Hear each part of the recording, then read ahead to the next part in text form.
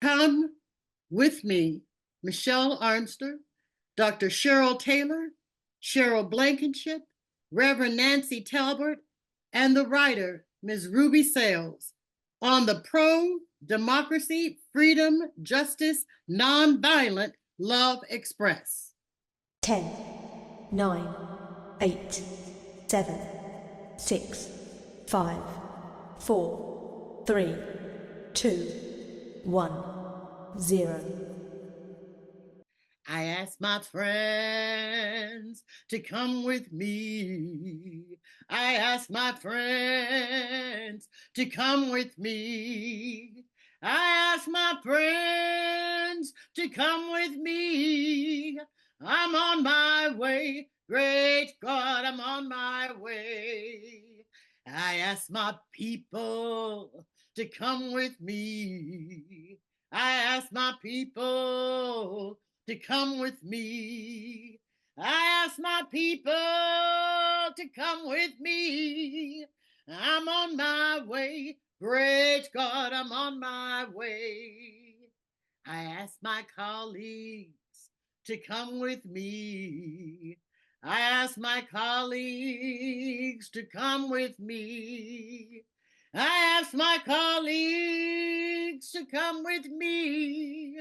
I'm on my way. Great God, I'm on my way. Sojourners, once again, it is midnight in America. The words of the song, I'm on my way to Freedom Land, are as urgent today as ever. We are at a perilously low point in our long struggle to make democracy real. Anti-foes of freedom, justice, democracy, and peace continue a long history of plucking the skin off of democracy. This time, MAGA Republicans are the ones who are at war with democracy and the ideals that knit it and us together as a people and as the United States. We are witnessing another firestorm that threatens to choke the life out of American democracy. MAGA Republicans will stop at nothing until they have reduced the remnants of democracy and the life of the planet and all living things and beings that inhabit it to ashes. Sojourners, many of these flamethrowers are MAGA Republicans who have derived financial and social benefits as well as political power that many Americans will never enjoy. They are, in my mother's words, ingrates who are working vigorously to destroy the country that has been so good to them. Instead of doing for others what America does for them, these MAGA Republicans are greedy and selfish hoarders who want to keep everything for themselves. However, they have another thought coming, because in the words of our ancestor, Rosemary Freeney Harding, this is our country, our lives, and our resources, and we won't let them have any of these. The words "we won't let" is a call to action that connects our feelings to our actions. They remind us that we are not passive pawns in the hands of others. Quite the contrary. Her words reassure us that we are not entrapped in bad history. We have the agency to write new chapters in our stories. Harding's words emerge out of a life of being a co-partner in movements where she witnessed the extraordinary and breathtaking power of ordinary people to move us closer to Freedom Land. Although we have less than 10 days left until the election, and although it seems like an uphill journey, we have the power to write a new chapter. We have the power to move the needle towards democracy and away from autocracy. Sojourners, are you ready to come and go to that Freedom Land? If you are, welcome aboard the SpiritHouse Project's 10-day blast off to Freedom Land. Take a seat on the freedom, justice, pro-democracy, and nonviolent love express. There's plenty of good room for everyone. It is an intensive 10-day workout where we count down to November the 5th. The People's Blast Off to Democracy, known as 4D Day, stands for our pledge to defend democracy in our home, defend democracy at the state houses, defend democracy in the People's House or Congress, and defend democracy in the White House. My name is Ruby Sales, also known as Mother Ruby. I am one of your conductors and co-passengers on the Freedom, Justice, Pro-Democracy, and Nonviolent Love Express. I bring to this task 80 and more than 10 years watching and outflanking the lethal systemic whiplash inflicted by a class of white ruling elites. At 17 years old, I became a lifelong convert to a liberating love and nonviolent praxis, which continues to be my pathway to freedom, pro-democracy, and a just peace. This commitment still centers me. Instead of waning in this season of both desolation or hope and one of potential loss or recovery, it is at a very high peak. My commitment to freedom, pro-democracy, justice, and nonviolence is the gas in my spiritual tank that guides my footsteps as we move together towards the showdown on November 5th, 2024. On that date, we will be called on to make the choice between democracy and autocracy, between the promise of becoming best I, we, and we ourselves, or between being pressed down by the foes of democracy, freedom, justice, and nonviolence to our lowest and most dehumanized selves. Sojourners, even when my sense of urgency marks my actions, or when my tongue is sharp, please charge it to a sense of urgency rather than to my heart. Please know that my actions are motivated and deeply inspired by the caring and compassion of Harriet Tubman that drove her commitment to use everything that she knew and to which she had access to make sure that she did not lose one passenger on the Underground Railroad during their turbulent but liberating movement from enslavement to freedom. I must confess that my heart swells up with sadness and fear when I hear some of us giving their loyalty to Trump, who despises them. I have pondered over and over what to say and how to say this in a way that ignites strong feelings of love for self and family. Moreover, I spent countless hours wrestling with my own doubts and questions of the meaning of the silence or disconnect that come over some of our sojourners when I share with them the facts of what is at stake for us if the MAGA movement carries out what Kevin Roberts, president of the Heritage Foundation, calls a second revolution if they win. I especially grow very downhearted when I hear on cable TV the same people who are targets of the MAGA fascist war machine proclaiming their support for Trump. My heart almost shatters with lamentation over the misplaced belief of decent and loving human beings in a man and a party who do not love, respect, or even wish them well. Sojourners, I want you to know that I have spent hours upon hours without success trying to stitch together the pieces that explain their willingness to accept Trump's and the MAGA Republicans' psychological, physical, and cognitive abuse so that I might fashion a liberating and coherent narrative that pushes men like Donald Trump out of the center of America's political life. Sometimes I become so angry with Trump and the MAGA Republicans that I'm tempted to dismiss them as being unredemptive abusers who are not worthy of our time or energy. However, I cannot do it. My early training by descendants of enslaved Africans who saw, experienced, and knew the worst of white America did not hold hate or retribution in their hearts. Their refusal to hate the people who made their lives hard with unimaginable viciousness of spirit and violence of deeds did not mean that they did not express or feel redemptive anger, nor did forgiveness mean that my enslaved ancestors did not hold Southern enslavers accountable for their actions.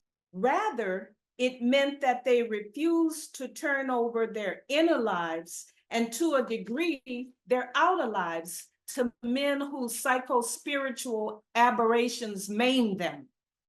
They understood that the temptation to respond with the same vitriolic and dehumanizing, non-redemptive anger would birth the same socio-spiritual and political aberrations.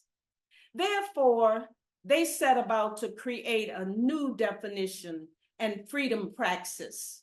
Timothy Snyder calls it a freedom to rather than a freedom from.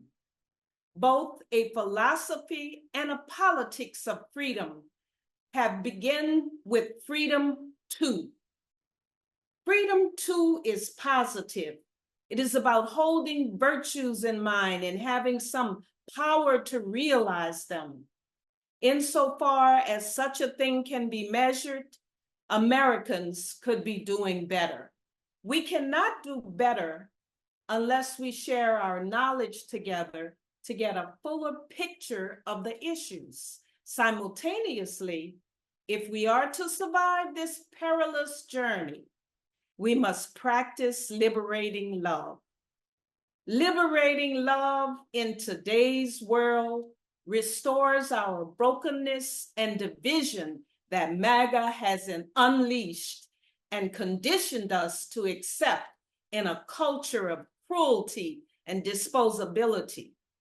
Liberating love is not chaotic.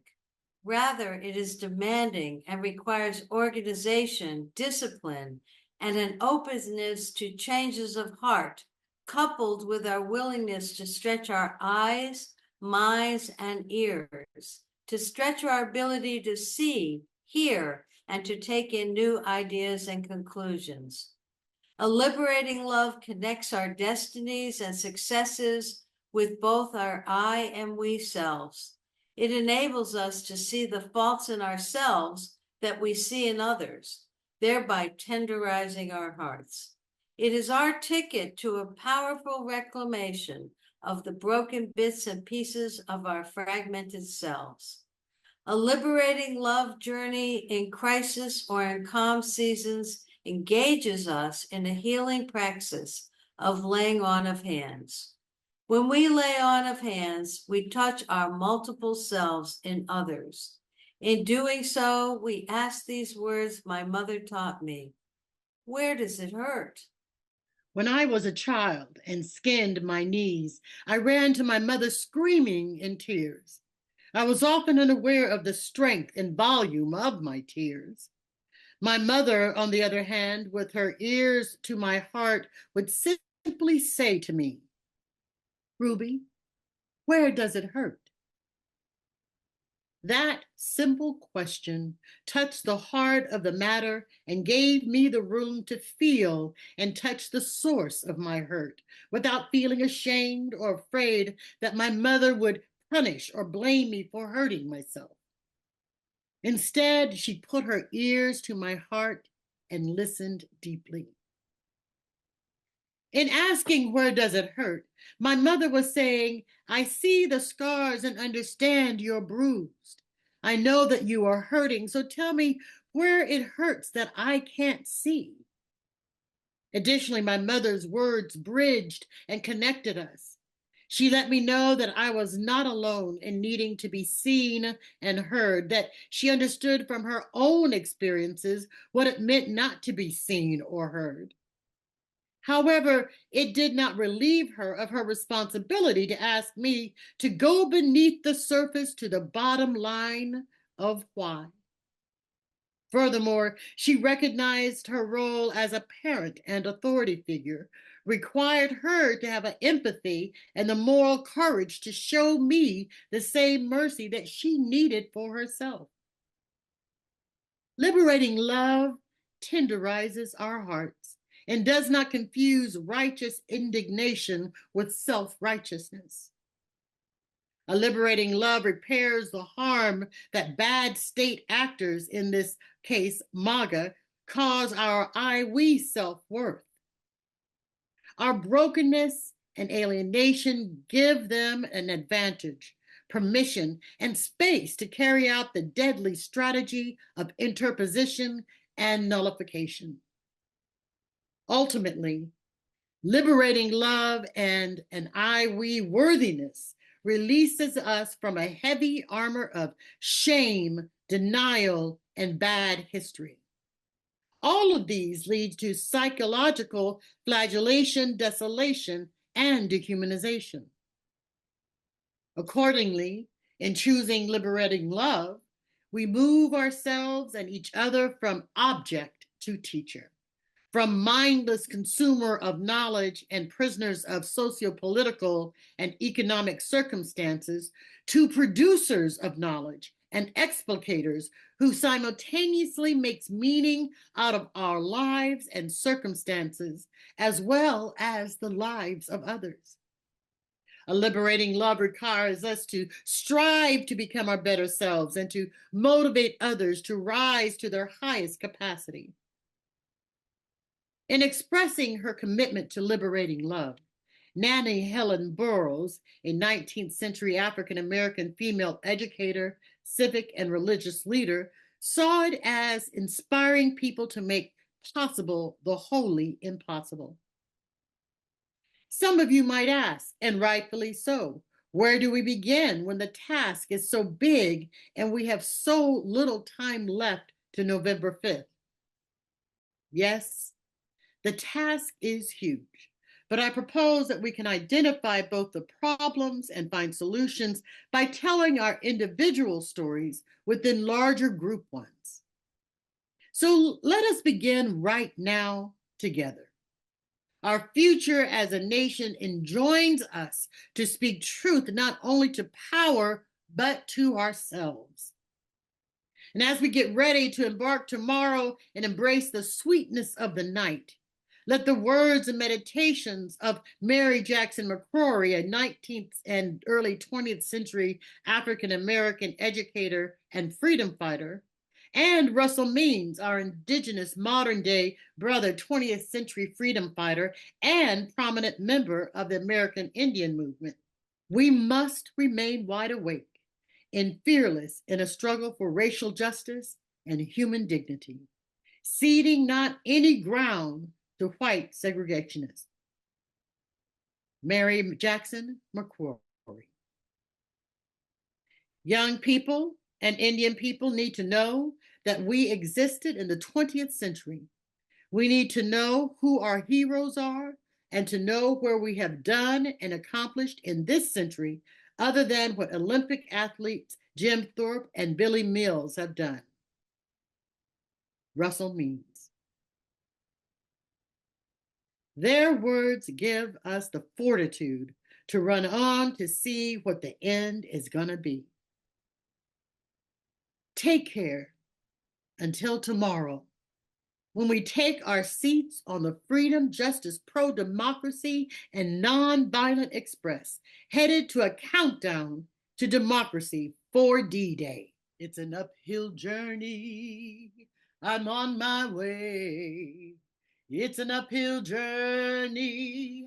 I'm on my way. It's an uphill journey. I'm on my way. Great God, oh Lord, I'm on my way. If you won't come, don't hinder me. If you won't come, don't hinder me. If you won't come, don't hinder me. I'm on my way. Great God, I'm on my way. If you don't come, I'm going anyway. If you don't come, I'm going anyway. If you don't come, I'm going anyway. I'm on my way. Great God, I'm on my way. There's nothing you can do to hold me back. There's nothing you can do to hold me back. There's nothing you can do to hold me back. I'm on my way. Great God, I'm on my way.